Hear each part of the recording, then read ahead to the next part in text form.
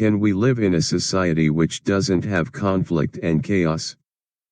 Can we live in a world which is clean, pure, happy and harmony? World peace is a noble goal that many people aspire to, but how can we actually achieve it? Some people listed many ways to achieve world peace.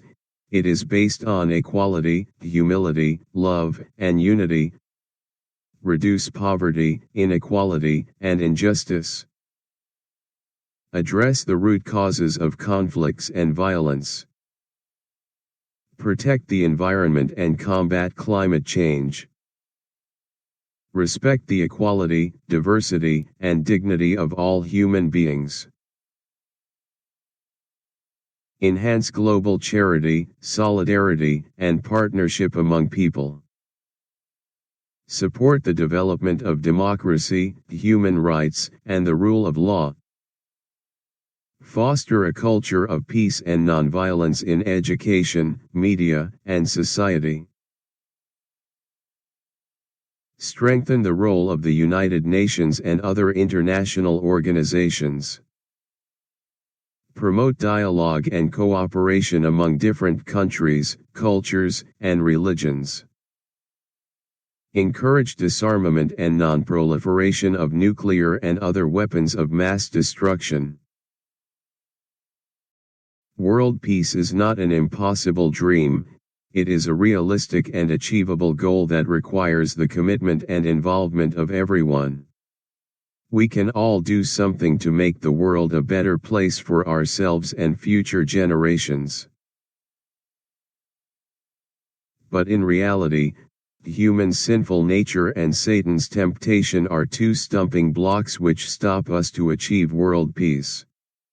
Not everybody agreed these two spiritual terms, but its effect are shown before our eyes, so turbulences and sufferings existed everywhere. Romans 3:10, as it is written, "There is no one righteous, not even one." Human sinful nature is the result of our rebellion against God and His wills. Human sinful nature let us become self-centered people. We do not love God, our neighbor, and our earth.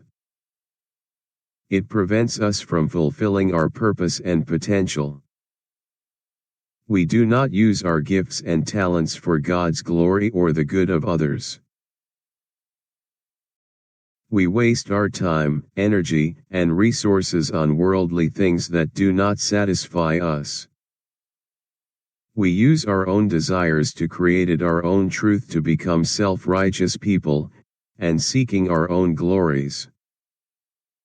It corrupts our mind, heart, and will, and then we become selfish, prideful, greedy, lustful, angry, bitter, and envious. Matthew 26:41, Watch and pray so that you will not fall into temptation. The spirit is willing, but the flesh is weak. Hard to be good, easy to be bad, even our spirit is willing, but our flesh don't have enough strength to do right things.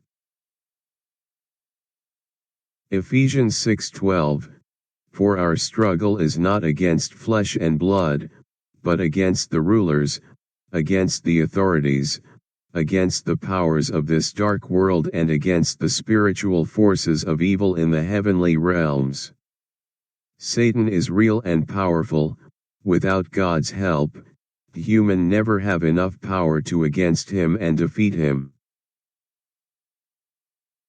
1 Peter 5:8, Be alert and of sober mind. Your enemy the devil prowls around like a roaring lion looking for someone to devour. It makes us vulnerable to the attacks of the devil and his demons. They tempt us, deceive us, accuse us, oppress us, and enslave us, and they try to destroy our faith, hope and love. Satan's temptation can affect us by enticing us to sin and disobey God. Satan's temptation can affect us by making us doubt God's love and promises. Satan tries to deceive us into thinking that God is not good, that he does not care about us. Satan appeals to our fleshly desires and offers us temporary pleasures that are contrary to God's will. Satan wants to keep us from fulfilling our calling and serving God faithfully. Satan's temptation can affect us by distracting us from God's purpose and plan for our lives. Satan makes sin seem attractive, harmless, or justified, but he does not show us the consequences of our actions. Satan uses worldly things, such as money, fame, power, or popularity, to lure us away from God and His kingdom. Satan tries to make us feel guilty, ashamed, or unworthy of God's grace. Satan tries to make us fear the future and doubt God's ability to help us. Satan's temptation can affect us by discouraging us and making us lose hope. Satan accuses us of our past failures and tells us that we are not good enough for God. The original evil problem is human away from true God, so mankind nature become bad, and Satan give us temptations continuously.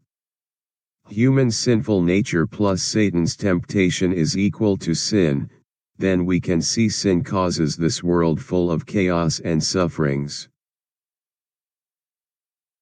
Sin make us isolate from people, so people are easy to lose temper and hard to get along. We even cannot make peace with ourselves, family, society and country, so it seems impossible to achieve world peace on earth.